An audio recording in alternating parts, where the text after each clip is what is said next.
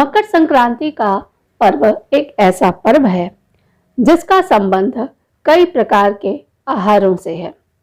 यानी मकर संक्रांति की याद आते ही आपको याद आती है खिचड़ी, आपको याद आता है तिल, और यदि आप बिहार में हैं या बिहार से हैं तब आपको ज़रूर याद आएगा दही चूड़ा।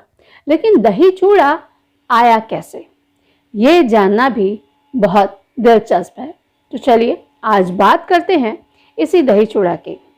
दरअसल दही चूड़ा खाने की जो परंपरा है वो वैदिक परंपराओं से प्रभावित है।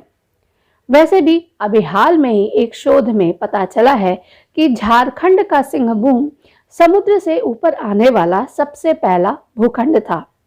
कहते हैं कि जब मनु ने पृथ्वी पर बीज रोपकर खेती की शुरुआत की थी तब अन्न उपजे।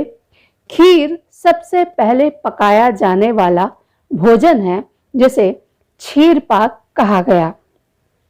इसके बाद दूध से दही बनाने की परंपरा विकसित हुई और इसका संबंध महर्षि दधीची से है।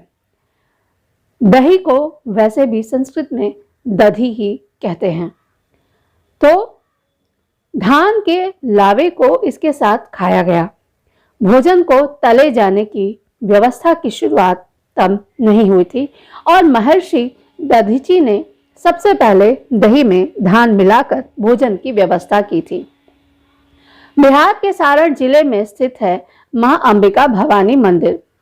कहते हैं कि सतयुग के समय में यही ऋषि की यानी महर्षि दधीची की तपस्थली थी।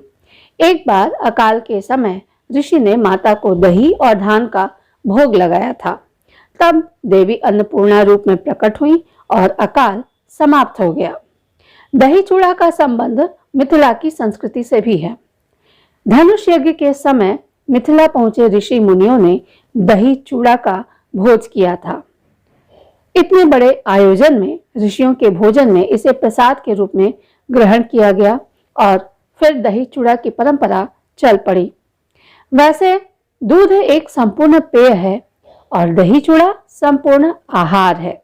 यह बिना पकाए गर्म किए बनता है, इसलिए प्राकृतिक पोषक तत्व इसके नष्ट नहीं होते हैं।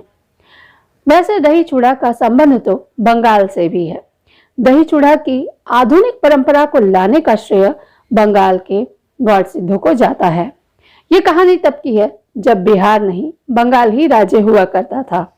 यहाँ चैतन्य महाप्रभु के शिष्य रघुनाथ दास ने बड़े पैमाने पर दही चूड़ा का प्रसाद बंटवाया था। उन्होंने इसे उत्सव के तौर पर आयोजित किया था और छिपकर सत्संग सुना था। इसके बाद बंगाल में दही चूड़ा एक परंपरा बन गई। लेकिन आज दही चूड़ा बिहार से ज्यादा संबंध रखता है। इसे बहुत पोषक आहार भी माना गया है और दही चूड़ा के साथ गुड़ भी लोग उपयोग में लाते हैं, तो इससे स्वास्थ्य की दृष्टि से भी बहुत उपयोगी माना गया है।